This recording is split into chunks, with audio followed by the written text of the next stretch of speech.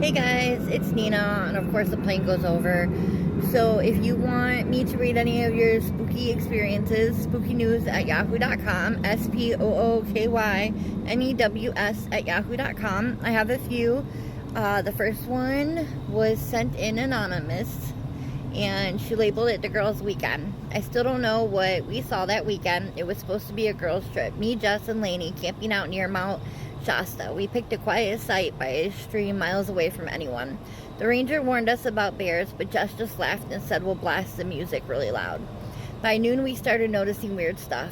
Trees snapped like someone had pushed them over too high for any animal I knew. Lainey said it was wind damage, but there wasn't even a breeze.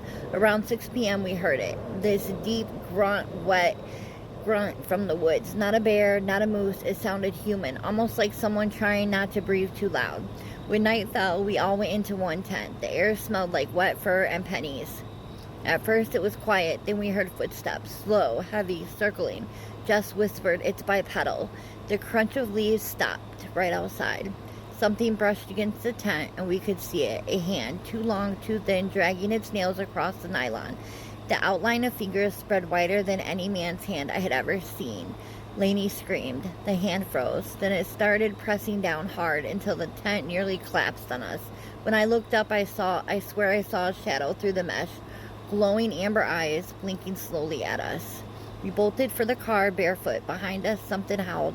Deep, grotto, almost human. The next morning, the rangers found massive footprints around our campsite. Each one was nearly 2 feet long. They told us we weren't the first ones to run from that valley. And whatever it was, it always comes down to the river when the moon is full. The second one is the rest stop. Point of view, a truck stop horror. I drive nights for a delivery company, so rest stops are my second home. That night I pulled into one off Route 97, middle of nowhere, Oregon. Just me, 2 semis, and a flickering vending machine light. Inside, the bathroom smelled like bleach. The stall at the end was locked, but I heard dripping. When I finished washing my hands, I saw bare footprints leading from the last stall to the mirror, like someone had stepped out, stood behind me, and then vanished. I turned fast, but nothing was there. When I looked back at the mirror, there was a smudge that looked like a handprint dragging down the glass. I ran out to my truck around 2:30 a.m. I woke up to knocking, not on my door, on the trailer. 3 knocks in silence. I climbed out, flashlight in hand. The lot was empty. The air felt too still. I circled the truck, and there were wet footprints leading into the woods, bare, human, and small. When I looked closer, I realized something. Each foot had 6 toes. The state patrol told me later that the rest stop was built over an old immigrant grave site. Drivers still say if you park there after midnight, you'll hear the knocks, like they're trying to hitch a ride out. Number 3, don't get caught in the fog. And on a side note, it says new girl in town.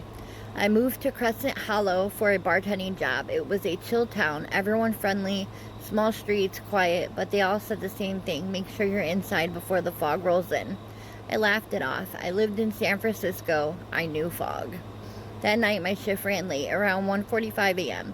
I finally left. As soon as I hit the road, the fog came, thick, low, swallowing the headlights whole.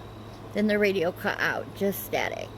A shape appeared in front of the car, like someone standing still. I slammed on my brakes. My heart was racing, but when I looked, it was gone. Then something tapped the window. Once, twice, soft and patient. I locked the doors, grabbed my phone, no signal. The fog outside was swirling out, almost like it was breathing. Just the mist.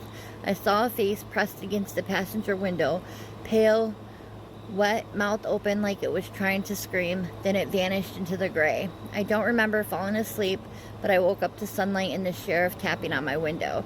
He looked terrified when he saw my car. There were handprints all over it, smeared in something brown and red.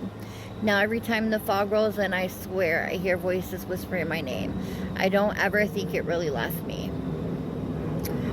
I don't think I would test my luck with the fog. The sorority dare. So this story was sent in by a girl named Brooke. She said to get into her sorority, each flood had to stay one night at an old saint asylum just outside of Raleigh. No phone, no flashlight, just a candle and a GoPro to prove you stayed.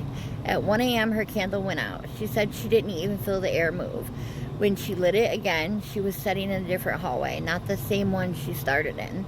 There were wheelchairs lined up on both sides, all facing her. When she walked past, the wheels creaked slowly turning. She found an old nurse's station with papers scattered everywhere. Patients' notes all dated the same date, October 13th, 1958. Every page, the same words. They don't die here, they stay here.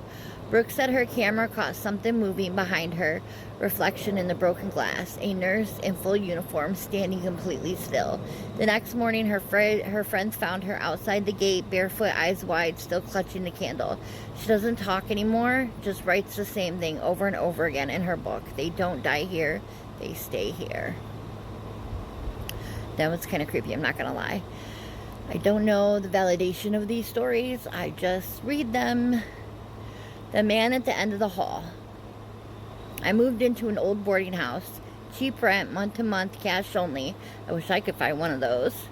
The owner, an old woman, said, "Ignore the man at the end of the hall. He's not supposed to be there." I laughed, thinking she meant a tenant. But every night around 3 a.m., I'd wake to footsteps outside my door, slow, dragging, like one shoe was missing. I peeked once. There was a tall man in a black suit facing the corner of the hallway, just standing there. When I blinked again, he was gone. After that, things escalated. Doors slamming, whispers in the vents, light bulbs unscrewing themselves. Then one night, my neighbor screamed. When I ran out, her door was open and she was gone. Just her phone was on the floor, still recording. The video showed her staring into the dark, whispering, "Who's there?" Then a voice, deep and wet, whispered back, "You saw me once, that means you belong here too." I moved out the next morning, but sometimes when I wake up at night, I swear I still hear the footsteps. And when I look down the hall of my new apartment, there's always a shadow standing at the very end. That was the end of them. If you guys have any spooky encounters, spookynews@yahoo.com, send me them and I'll read them. I do have like 15 from James Orditz that I am going to read. It's just I have been working so much that all I do is work, and that kind of sucks because I would really like to expand the channel. So if anybody can comment, tell me what you think, what you don't think, if you believe them, if you don't believe them. Like I said, it's not really to debate whether or not someone's spooky experience is real or not. We just say what they send me. I mean, we all have had some kind of experience. So let's not judge too hard, but comment, share, link, post. All right, guys.